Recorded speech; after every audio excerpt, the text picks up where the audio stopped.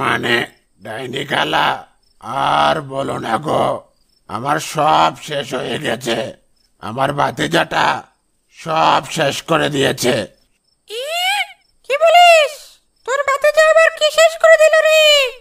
বল তো আমায় একটু খুলে। ডাইনি খালা, আমি তাহলে তোমায় বলছি, তুমি শোনো।